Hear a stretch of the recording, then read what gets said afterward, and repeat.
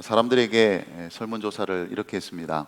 사람들이 가장 두려움을 느끼는 때가 언제인가라는 설문을 조사하니까 우리가 상식적으로 생각하면 죽음을 꼽지 않겠습니까? 그런데 1위가 죽음이 아니라 2위로 밀렸습니다. 그러면 도대체 뭐가 1위가 되었을까?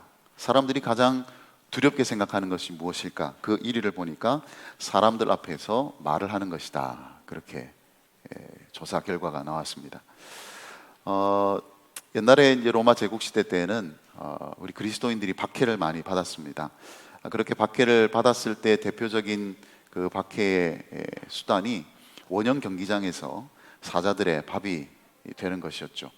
한 번은 어떤 그리스도인이 또 그렇게 원형 경기장에서 사자밥이 될 그런 처지에 놓이게 되었습니다. 굶주린 사자가 이 그리스도인을 잡아먹으려고 이렇게 덤벼드는데 이 그리스도인이 사자 귀에다가 뭐라고 얘기를 했답니다. 그러니까 이 사자가 주랭랑을 놓더래요. 그래서 관중석에 있던 이 로마 황제가 일어날 수 없는 일이 일어났잖아요. 도대체 무슨 말을 했길래 사자가 저렇게 도망을 갔을까?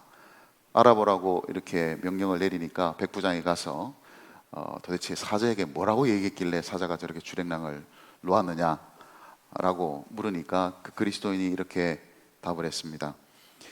사자에게 식사 후에 몇 말씀 해주셔야 됩니다 라고 얘기를 했다는 거예요. 다른 사람 앞에서 말한다는 것이 쉽지 않습니다. 더군다나 믿기 힘든 이야기를 다른 사람에게 한다는 것은요 더더욱 힘들죠. 그래서 사실 우리가 복음을 전한다는 것은 전도하는 사람도 부담스럽고 전도를 받는 사람도 부담스럽고 그런 상황이 연출이 되는 것이죠. 그러나 이 전도가 부담스러운 그런 상황이면 분명하지만 그러나 이 복음은요 반드시 전해져야 될 소식이다라는 것이죠. 그것은 생명의 소식이고 모든 인생이 들어야만 하는 소식이기 때문에 우리가 부담스러워하든 우리가 그것을 힘들어하든 관계없이 이 복음은 반드시 전해져야만 하는 소식이다라는 것입니다. 그래서 어떤 사람은 그렇게 얘기를 했답니다. 당신은 사시나무 떨듯이 떠는 가운데서도 세상을 흔들 수가 있다. 그렇게 말했습니다. 이 복음의 능력이죠. 우리는 약하고 우리는 두려워하고 우리는 부담스러워하지만 우리가 복음을 전하게 될 때 세상이 흔들리게 되는 역사가 일어난다는, 그게 바로 복음의 능력이고, 그래서 우리는 복음을 전하는 것입니다. 계속해서 우리가 건축을 하면서 우리가 이 건축을 하고 난 이후에 이것이 어떤 계기가 되어야 될까, 이것이 계기가 되어서 우리에게 어떤 선한 일들이 일어나야 될까라는 점들을 여러분에게 말씀을 드리고 있는데, 오늘은 그 마지막 시간입니다. 우리가 건축을 한 이 일들을 계기로 해서 우리에게 일어나야 될 정말 중요한 것, 그것은 바로 전도의 열정을 다시 회복하는 계기가 되어야 된다라는 것입니다. 우리가 건축을 했으면 이제 우리 안에 이런 일이 일어나야 된다는 거예요. 이 전도에 대한 열정이 우리 가운데 다시금 회복되는 일이 일어나야 된다라는 것이죠. 오늘 우리는 본문을 통해서 그 하나님 나라의 복음의 그 중요한 부분들을 우리가 보게 됩니다. 예수님께서 한 바리새인 지도자의 집에서 떡을 드시면서 식사를 하고 계셨습니다. 그런 가운데 어떤 사람이 이런 말을 합니다. 15절로 다시 가보시면, 함께 먹는 사람 중 하나가 이 말을 듣고 이르되 무릇 하나님의 나라에서 떡을 먹는 자는 복되도다 하니. 어떤 사람이 이런 말을 한 거예요. 하나님 나라에서 떡을 먹는 자가 복되다. 갑자기 왜 이 사람이 이런 말을 했을까? 그가 이런 말을 한 것은 예수님이 그 자리에서 좀 불편하게 하는 말씀을 하셨기 때문에 그렇습니다. 모르긴 해도 아마 잔치와 같은 그런 분위기였던 것 같은데 예수님이 그런 말씀 하셨어요. 너희들이 잔치를 하면 상석에 앉지 마라, 높은 자리에 앉지 마라, 그런 말씀 하시고요. 너희가 정말 잔치를 베풀려고 하거든 힘 있는 사람이나 능력 있는 사람이나 세상에서 대단한 사람을 초대하지 말고 세상에서 소외받고 힘들어하는 그런 사람들을 초대하라, 뭐 이런 말씀을 계속 하시는 겁니다. 그러니 아마 그 중에 있던 어떤 사람이 그 분위기를 한번 바꿔보려고 화제를 슬쩍 전환하는 것이죠. 하나님 나라의 잔치로 살짝 화제를 전환하고 있는 것을 보게 됩니다. 그래서 하나님 나라에서 떡을 먹는 자가 참 복이 있습니다 라는 말을 한 것이죠. 바로 그 말을 예수님께서는 화두로 삼으셔서 하나님 나라의 복음이 무엇인지, 하나님 나라가 어떤 특징을 가지고 있는지를 가르치시는 계기로 삼으셨다는 것이죠. 그래서 오늘 예수님이 비유를 들고 계시는 것입니다. 오늘 16절 17절을 보면 예수님이 이런 비유를 드십니다. 이르시되 어떤 사람이 큰 잔치를 베풀고 많은 사람을 청하였더니 잔치할 시각에 그 청하였던 자들에게 종을 보내어 이르되 오소서 모든 것이 준비되었나이다 하매 그랬습니다. 예수님께서 잔치에 관한 비유를 하시면서 하나님의 나라는 잔치하는 것이다, 하나님과의 풍성한 교제를 나누는 잔치 자리다, 그리고 그 잔치의 주인은 예수님이시다, 그 말씀을 하시는 겁니다.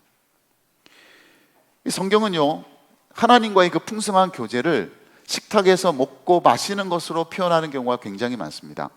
실제로 우리의 삶을 들여다보아도요, 우리의 관계 속에서 먹는 것은요 굉장히 중요합니다. 우리가 관계를 형성하는 모든 상황 속에서 먹는 것은 빠지지 않아요. 사랑하는 남녀가 서로 데이트할 때 주로 뭐 합니까? 하도 오래돼서 잘 모르시겠어요. 기억이 안 나십니까? 여러분 데이트할 때 뭐 계속 뭐 사랑의 대화를 나누고 서로 손잡고 그냥 계속 뽀뽀만 하고 그럴 수 없잖아요, 그죠? 그래서 데이트하면서 하는 것이 뭡니까? 만나서 점심 먹고 커피 마시고 디저트 먹고 영화 보고, 영화 보고 난 다음에 또 저녁 먹고 또 차 마시고 디저트 먹고. 여러분 데이트하는데 먹는 것을 싹 빼면요 도대체 뭘 할까 싶습니다. 뭘 하겠어요, 그죠? 예. 가만히 들여다보면 또 우리가 우리의 삶 속에서, 우리의 인간관계 속에서 음식이나 밥과 관련된 표현이 굉장히 많습니다. 우리의 관계 속에서. 예를 들면 이런 것이죠. 누군가에게 화가 났을 때 뭐라고 얘기하죠? 너 국물도 없어, 이렇게 얘기를 합니다. 참 누군가가 고마울 때 뭐라고 얘기하죠? 야 정말 고맙다, 나중에 밥 살게. 밥 살지 안 살지는 잘 모르겠지만 그렇게 얘기를 합니다. 안부 물어볼 때는 어떻게 말합니까? 야 너는 밥은 먹고 다니냐? 식사하셨습니까? 이렇게 얘기를 하죠. 아플 때는 뭐라고 얘기하죠? 야 밥은 꼭 챙겨 먹어, 그렇게 얘기를 하고요. 꼴 보기 싫을 때는 뭐라고 얘기합니까? 아우 반반이야, 그렇게 얘기를 합니다. 한심해 보일 때는 뭐라고 얘기합니까? 야 저래서 밥은 먹고 다니겠어, 그렇게 얘기를 하고요. 무언가를 시킬 때는요 밥값은 해야지, 이렇게 말을 합니다. 나쁜 사이일 땐 뭐라고 얘기합니까? 걔하고는 밥도 먹기 싫어, 그렇게 말을 하고, 비아냥거릴 때는 뭐라고 얘기합니까? 걔는 밥만 잘 먹더라, 이렇게. 얄미운 사람은 뭐라고 이야기합니까? 다 된 밥상에 숟가락 얹는 놈이라고 이렇게 이야기를 하죠. 세상에서 가장 부러운 여친을 뭐라고 그러는지 아십니까? 세상에 가장 부러운 여자친구를 뭐라고 얘기했는지 아십니까? 밥 잘 사주는 예쁜 누나라고 얘기합니다. 가만히 보면 우리의 관계를 표현하는 그런 표현 중에서 먹는 것과 관계된 게 너무나 많아요. 일일이 셀 수 없을 정도로. 밥은요 우리의 관계를 표현하는 아주 중요한 매개물이 됩니다. 성경도 마찬가지예요. 성경도 굉장히 먹는 것을 중요시하게 여겨요. 여러분 하나님이 세상에 처음 창조하셨을 때, 에덴 동산에 아담과 하와를 만드셨을 때 제일 먼저 하신 말씀도 뭡니까? 먹는 얘기 하셨어요. 먹는 얘기. 야 이 동산에 있는 모든 거 다 먹어도 돼. 그러면서 제일 첫 번째 내린 명령이 뭡니까? 먹는 거에 관한 얘기예요. 다른 건 다 먹어도 되는데 저 선악을 알게 아는 나무만큼은 먹지 마. 시작부터 먹는 얘기부터 시작하신 거예요. 하나님께서. 예수님이 그 십자가에 달려 돌아가시기 전에 하신 일도 뭡니까? 제자들과 함께 식사를 하신 겁니다. 만찬을 나누셨어요. 그렇게 만찬을 하시면서 이 십자가의 구원의 의미가 무엇인지 제자들에게 가르쳐 주셨습니다. 그런 그 만찬을 우리가 기념해서 오늘도 우리가 하고 있는 것이 뭡니까? 성만찬, 성찬식을 우리가 합니다. 예수님께서 관계가 식어 있는, 하나님과의 관계가 식어 있는 라오디게아의 교인들에게 하신 말씀이 이런 것이 있습니다. 계시록 3장 20절에 가보면 이렇게 말씀하시죠. 볼지어다 내가 문 밖에 서서 두드리노니 누구든지 내 음성을 듣고 문을 열면 내가 그에게로 들어가 그와 더불어 먹고 그는 나와 더불어 먹으리라 그랬습니다. 관계가 멀어져 있는 교회를 향해서 예수님께서 던지신 말씀이 무엇과 관계가 있습니까? 다시 그 관계를 회복하는 것을 무엇으로 표현하고 있습니까? 너희가 문을 열면 내가 들어가서 거기서 무엇 하겠다? 너와 더불어 먹고 마시겠다 그랬습니다. 그래서 먹고 마신다는 것은요, 주님과의 관계를 표현하는 아주 전형적인 그런 표현입니다. 그래서 하나님의 나라를 주님께서 설명하실 때에도 무엇으로 설명하시느냐? 하나님의 나라는 잔치다. 잔치가 열린 것이다. 그래서 그 잔치에 초대된 사람들은 그곳에서 풍성한 것을 누릴 것이다. 하나님과의 관계 속에서 풍성한 교제를 누리게 될 것이다. 마치 잔치하는 것처럼.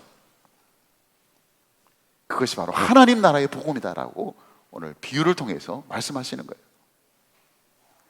자, 그렇다면 우리가 복음을 전해야 된다, 우리가 전도해야 된다라고 할 때, 우리가 복음을 전하는 사람이라면 당연히 우리의 신앙생활은 어떤 모습으로 나타나야 되느냐? 우리의 신앙생활의 모습은 잔치집에 가는 것으로 나타나야 된다는 거예요.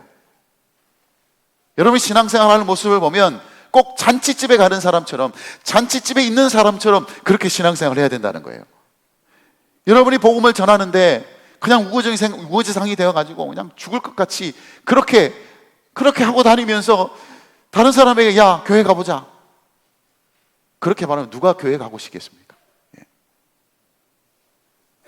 그래서 우리는 늘 잔치하는 사람의 모습을 가지고 살아가게 될 때 주님께로 인도할 수 있는 그런 동기, 그런 힘을 나타낼 수 있다라는 것을 우리가 기억해야 돼요.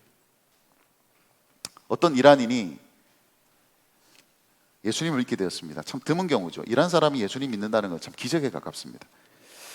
그러다 보니까 이제 이란 사람이 이제 감옥에 갇히게 되었는데, 그 감옥에서 편지를 친구에게 보냈는데요, 이런 편지를 보냈습니다. 사람들은 내가 이 감옥에서 제일 행복한 사람이라 그런다.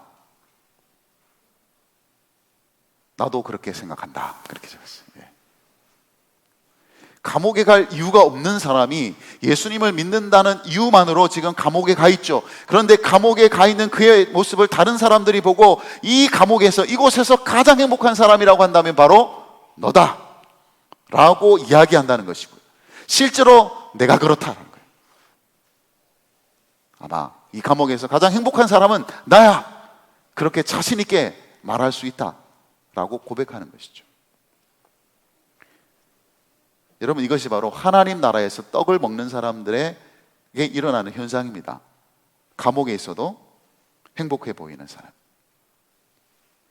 인생에 힘든 그런 삶을 살아가고 있어도 다른 사람들이 볼 때 야, 저 사람은 늘 잔치한 그런 모습으로 나타나게 될 때 우리의 복음의 진짜 모습을 보여줄 수 있습니다. 교회 간다는 것은 그냥 교회 가는 것을 의미하는 것이 아니라 하나님 나라의 잔치에 가는 것이다 라는 것을 우리의 말과 우리의 표정과 우리의 행동으로 보여줄 수 있어요. 그런 의미에서 여러분 표정은 어떤 표정입니까? 잔치집에 가듯이 오늘 이곳에 오셨나요? 여러분 옆에 있는 분 한번 보실까요? 마스크 때문에 표정이 잘 보이지는 않겠습니다만은 잔치집에 와 있는 것처럼 앉아 계시나요?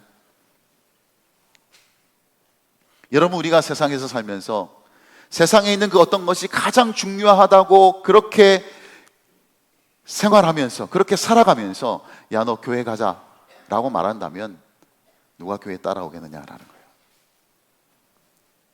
그래서 여러분 우리가 누군가를 교회로 데리고 가는 것은 단순히 교회로 데리고 가는 것이 아니라 하나님 나라의 잔치에 우리가 초대한다라는 그런 의식을 우리가 꼭 가져야 된다라는 것입니다. 우리 동일교회가 새로운 교회당을 이렇게 건축을 했습니다. 어떤 계기가 되어야 될까? 이렇게 아름다운 곳에서 항상 하나님 나라의 잔치가 열려야 됩니다. 하나님과의 그 풍성한 식탁의 교제가 일어나는 곳이 될 수 있어야 됩니다.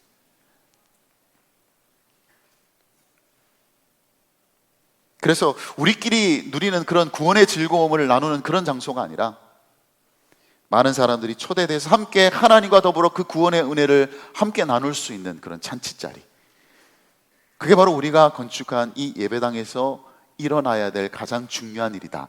이곳은 항상 하나님 나라의 잔치가 일어나는 곳이 되어야 된다. 생명의 은혜가 나타나는 곳, 구원의 역사가 나타나는 곳이 되어야 된다라는 것이고요. 이곳은 다른 어떤 것보다 그런 것으로 사용되어야 되는 곳이다라는 것입니다. 19세기의 덴마크의 유명한 기독교 철학자 케르케고르를 아실 겁니다. 이분은 기독교에 대해서 여러 풍자를 많이 하신 분으로도 유명합니다. 그가 이런 풍자를 남긴 적이 있습니다. 많은 사람들이요 분주하게 개발을 합니다. 무엇을 개발하느냐? 첨단 장비를 갖춘 잠수 장비를 개발해요. 그래서 드디어 첨단 잠수 장비를 개발을 끝냈습니다. 그래서 이제 잠수부가 그 옷을 이제 첨단 장비를 장착을 하고 마지막으로 산소통에 그 연결이 잘 되는지 점검하고 그렇게 모든 준비가 다 끝나서 이제 뛰어들었는데 어디로 뛰어들었는지 아십니까? 물이 가득 담긴 욕조로 뛰어들었다라는 겁니다. 케르케고르가 뭘 말하고자 하는 것일까요? 여러분, 욕조에 들어가는데 그 첨단 장비가 뭐가 필요하겠습니까? 그런 첨단 장비는요 깊은 심해 깊은 곳에 갈 때 비로소 진가가 드러나는 장비가 아니겠습니까? 여러분, 교회의 가장 중요한 자원이 어디에 사용되어져야 되느냐? 어디에 투자가 되어야 되느냐? 혹 교회가 가진 그 좋은 자원들을 물이 담긴 옥조에 잠수부가 들어가듯이 그렇게 사용하고 있지는 않느냐? 우리가 정말 이렇게 멋진 예배당을 세웠다면요, 우리가 이렇게 멋진 교회당을 건축했다면요, 이곳은 어디에 사용되어져야 되느냐? 그것은 하나님께서 여시는, 하나님께서 열어놓으신 그 하나님의 나라의 그 잔치를 위해서 이곳이 사용되어져야 된다는 거예요. 교회에서 가장 좋은 시설, 교회에서 가장 좋은 그런 환경은요 무엇을 위해서 준비되어져야 되느냐? 하나님의 나라의 그 잔치가 일어나는 것을 거기에 준비되어져야 된다. 저는 그런 의미에서 이번 우리의 건축이 그렇게 하나님 나라의 잔치를 준비하고자 하는 그런 전도의 열정으로 다시금 회복될 수 있는 그런 계기가 되기를 바라고요. 우리가 전하는 이 복음이 그런 하나님 나라에 초대하는 그런 초대장이 될 수 있도록 우리가 함께 전도의 열정을 회복하게 될 수 있기를 주님의 이름으로 축복합니다. 자, 그런데 예수님께서 비유 중에 말씀하신 이 이야기 속에서 그렇게 많은 사람들을 초대했는데도 불구하고 자리가 많이 비게 됐습니다. 초대받은 사람들은 각기 저마다의 이유와 핑계를 대면서 내가 갈 수 없겠다 그런 통지를 보내죠. 그 이유들을 한번 살펴보시면 이렇습니다. 18절에서 20절 한번 보겠습니다. 한번 같이 읽겠습니다. 다 일치하게 사양하여 한 사람은 이르되 나는 밭을 샀음에 아무래도 나가 보아야 하겠으니 청컨대 나를 양해하도록 하라 하고, 또 한 사람은 이르되 나는 소 5교리를 샀음에 시험하러 가니 청컨대 나를 양해하도록 하라 하고, 또 한 사람은 이르되 나는 장가 들었으니 그러므로 가지 못하겠노라 하는지라. 참 다양한 이유가 있죠. 이 잔치에 참석할 수 없었던 이유들, 밭을 샀기 때문에, 소를 샀기 때문에, 장가를 갔기 때문에 내가 갈 수 없겠다 그렇게 말합니다. 그러자 주인은 어떤 조치를 취합니까? 시내 거리와 골목에서 소외된 사람들을 불러오라. 그래서 가난한 사람, 병든 사람, 장애인들을 다 초대를 했습니다. 이 사람들은요 그 어떤 잔치 자리에도 초대받을 수 없었던 사람들, 그런 사람들을 다 불러 모았습니다. 그런데 그럼에도 불구하고 자리가 비어 있다는 거예요. 빈자리가 아직도 남아 있더라는 거예요. 주인이 참 대단한 사람입니다. 그러면 빈자리가 있으면 그런 대로 그냥 잔치하면 될 텐데 또 이런 조치를 취합니다. 23절입니다. 주인이 종에게 이르되 길과 산 울타리 가로 나가서 사람을 강권하여 데려다가 내 집을 채우라. 이 주인이 빈자리를 용납을 못하는 거예요. 아니 잔치 자리에 좀 자리 비어 있으면 어떻습니까? 그냥 온 사람들이나 즐겁게 놀면 되지. 잔치 참석한 사람이나 즐기면 되지. 그 빈자리 그렇게 신경을 써요. 왜 굳이 사람들을 보내가지고 지나가는 사람들을 강권한다는 것은 억지로 데려오라는 얘기입니다. 그래서 데리고 와서 이 집을 채우라. 빈자리가 없게 하라. 주인이 왜 이렇게 빈자리를 용납할 수 없는 것일까요? 그것은 이 잔치가 세상에서 하는 잔치와 다르기 때문에 그렇습니다. 세상에서 여는 잔치처럼 어떤 이유가 생기면 갈 수도 있고 가지 못할 수 있는 그런 잔치 자리가 아니기 때문에 그래요. 여러분, 오늘 잔치 자리에 참석하지 못하겠다고 이유를 댄 사람들 한번 그 이유를 잘 들어보시면요, 그게 뭐 터무니없는 이유가 아니에요. 충분히 내가 그 잔치에 참석할 수 없겠습니다라고 말할 수 있는 이유예요. 단순한 핑계가 아닙니다. 그냥 잘 들어보면 아, 그래, 잔치에 가기가 좀 힘든 상황이구나 라고 할 만한 상황 속에 있는 그런 사람들이에요. 그럼에도 불구하고 왜 이 빈자리를 용납하지 못하느냐? 이 잔치 자리는 어떤 일이 생기면 갈 수 없는, 가지 못할 수도 있는 그런 잔치 자리가 아니라 어떤 이유가 있어도 반드시 와야 하는 자리이기 때문에 그렇습니다. 이 잔치 자리는 세상이 제공하는 그런 즐거움을 주는 잔치 자리가 아니라 영원한 생명의 잔치 자리이기 때문에, 오지 않으면 소망이 없는 잔치 자리이기 때문에, 반드시 와야만 살 수 있는 자리이기 때문에, 그래서 여러분, 그 빈자리를 용납할 수 없는 거예요. 그래서 여러분, 하나님 나라의 잔치는요, 그 잔치에 가면 먹을 것이 많이 있고 좋은 것이 많이 있고 흥겨운 시간들이 많이 준비되어 있고 선물도 많이 있기 때문에 그래서 가야 되는 그런 자리가 아니다라는 것입니다. 그런 즐거움은요, 세상에 있는 잔치에도 얼마든지 제공해 줄 수 있습니다. 세상에서 초대하는 잔치 자리에도 얼마든지 누릴 수 있는 거예요. 그러나 하나님께서 마련하신 잔치는요, 단순히 그런 즐거움만 제공하는 잔치 자리가 아니라 영원한 생명을 주시는, 그 영원한 생명의 떡을 먹게 하는 잔치 자리이기 때문에, 세상의 잔치는 결코 제공할 수 없는 것을 주는 자리이기 때문에, 그래서 이 주인은 빈자리를 용납할 수가 없는 겁니다. 채워야 합니다. 어느 목사님이 5살 된 딸하고 TV를 보고 있는데 마침 이제 설교자가 이제 설교를 하고 있었어요. 뭐라고 설교하냐니까 TV에서 나와서 이렇게 설교를 합니다. 여러분이 150만 원의 종자 헌금을 저에게 보내주시면 하나님께서 2배로 갚아주실 것입니다. 그렇게 설교를 하면서 밑에 계좌번호가 쫙 뜨는, 헌금을 막 독려하는 설교를 하고 있는 겁니다. 그러면서 이 목사님이 뭐라고 설교를 했냐면, 하나님은 여러분을 BMW로 축복해 주실 것이고, 여러분이 그 새 차를 타고 차고를 들락달락 하는 것을 여러분의 이웃이 보게 되면 놀라게 될 것이고, 바로 그때 여러분은 하나님이 여러분을 위해서 행하신 그 위대한 일들을 전해줄 수 있을 것입니다. 그렇게 설교했다는 거예요. 여러분은 어떻게 생각하십니까? 뭐 맞는 말일 수도 있겠죠. 야, 교회 가면 부자 되는가 보다, 그래서 혹 교회로 나올 사람이 있을지는 잘 모르겠습니다.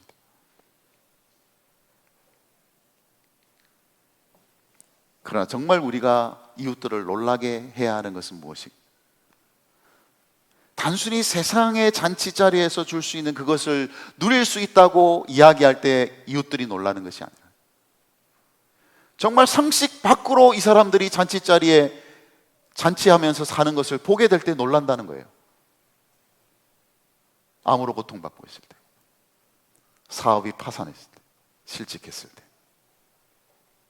온갖 인생의 어려운 고난 가운데 있을 때, 그럼에도 불구하고 마치 잔치하며 살아가는 모습을 보게 될 때, 그때 여러분, 이웃들이 놀라게 될 것입니다. 그때 궁금하게 될 거예요. 네가 가는 그 교회는 도대체 어떤 일이 벌어지고 있길래 그런 삶 속에서 너는 잔치하듯이 살아가냐? 이게 바로 하나님 나라의 잔치의 특징입니다. 왜 그러겠어요? 왜 그렇게 힘든데도 불구하고 잔치하는 것처럼 살아갈까요? 우리가 초대받은 그 하나님 나라의 잔치는요, 단지 세상이 줄 수 있는 그 즐거움으로 가득한 것이 아니라 하나님과의 그 풍성한 생명의 관계를 누리는 곳이기 때문에, 구원의 은혜를 경험하는 곳이기 때문에. 그래서 여러분, 이 빈자리가 채워져야 되는 이유는 하나님 나라의 잔치가 세상의 잔치와 같기 때문이 아니라는 것을 우리가 기억해야 합니다. 그 잔치는 하나님이 마련하신 구원의 은혜가 있고 생명의 은혜가 있기 때문에, 그래서 그 자리는 비어 있으면 안 돼요. 반드시 참석해야 되는 잔치입니다. 오면 좋고 안 와도 되는 그런 자리가 아니라 반드시 와야만 하는 자리. 왜냐하면 이곳에 와야만 생명을 얻기 때문에, 이곳에 와야만 인생의 소망이 있기 때문에. 그래서 이 빈자리를 용납할 수 없는 겁니다.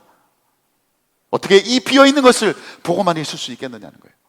이 자리가 필요한 사람들이 저 바깥에 얼마나 많이 있는데, 그래서 종들을 보내서 강권하여 데리고 오라는 거예요.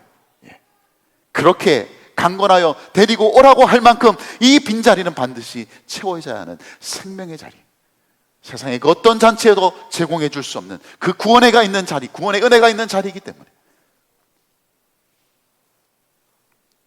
그래서 여러분, 다른 각도로 우리가 이야기를 하면 가장 좋은 것이 하나님 나라의 잔치에 있기 때문에 거기에 참석하기 위해서 어떤 대가를 지불할 수도 있는 잔치 자리가 바로 하나님 나라의 잔치 자리다라는 거예요.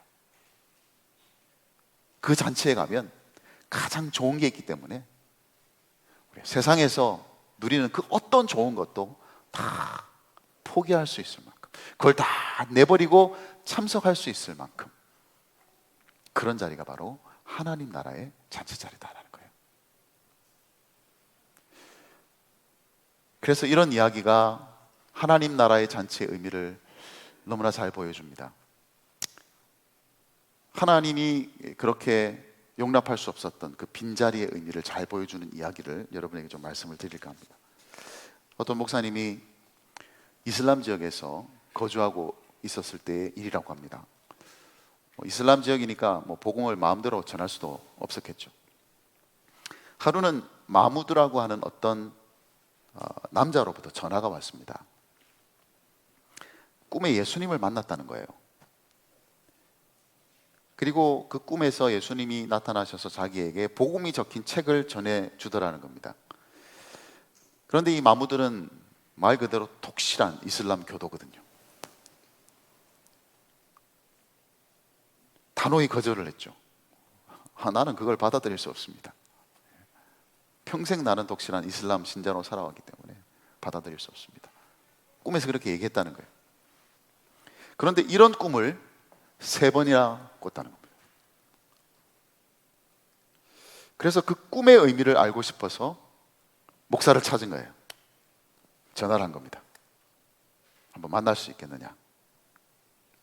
그래서 이슬람 교도에게 복음 전하는 게 정말 쉽지 않은 지역에서 자기 발로 찾아와서 복음을 2시간 동안 이 목사님이 전하게 되었다는 거예요. 그렇게 복음을 전했을 때 이 마무드라는 남자가 그 복음을 받아들이고 예수님을 영접을 하게 됩니다. 자, 이 마무드가 예수님을 영접하게 되었을 때 이 목사님이 이렇게 쉽지 않은 도전을 했습니다.